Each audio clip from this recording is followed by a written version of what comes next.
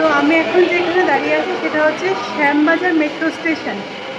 আর আমি এখন যাব হাতিবাগানে। হাতিবাগানে আজকে হচ্ছে মানে আজকের ডেটটা হচ্ছে দুর্গাপুজোর আগে শেষ শনিবার। মানে বুঝতে পারছি না ওখানে কীরকম কী ভিড় হতে চলেছে। তো চলো যাওয়া যাক। শ্যামবাজার মেট্রো স্টেশন থেকে বেরোনোর পরেই কিন্তু বেশ একটা ভালো ভিড় চোখে পড়েছিল। আর ভিড় হবে নাই বা কেন, বাঙালির যে সব থেকে বড় উৎসব দুর্গোৎসব আর মাত্র কয়েকটা দিন, তাই সবাই সবার লাস্ট মিনিটে শপিং কমপ্লিট করছিল। হঠাৎ করে এই দোকানটা সবার প্রথম চোখে পড়লো। আর এই দোকানের ইয়াররিংসের কালেকশনগুলো কিন্তু সব কটা ছিল আন্ডার 200। তো সবার ফার্স্টে যেগুলো নিতে এসেছি সেগুলো আগে নেব, তারপর অন্যান্য দোকানে যা যা পাওয়া যাচ্ছে সব কিছু শেয়ার করব।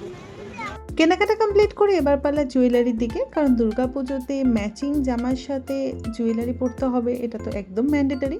তাই ভাবলাম এরকম একটা অক্সিডাইজার হার দেখে নিই। যদিও আমার মুখটা দেখে তোমরা বুঝতেই পারছো আমার খুব একটা পছন্দ হয়নি।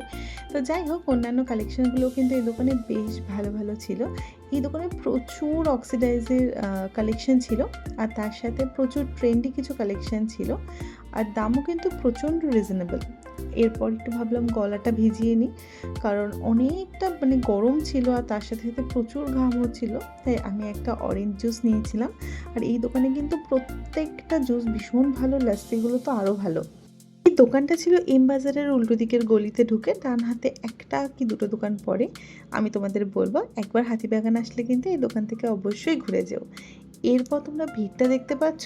দুর্গাপূজার কয়েকটা দিন বাকি, ভিড় তো হওয়াটাই স্বাভাবিক। তো যাই হোক, ভিড়টাকে ঠেলে আমরা যখন সামনের দিকে গেলাম, হঠাৎ করে একটা ইয়াররিংসের দোকান আমার চোখে পড়লো, যে দোকানে কিন্তু ঠিক এরকম অ্যান্টিক কিছু কালেকশন ছিল, যেটা আমার তো ভীষণ ভালো লেগেছিল।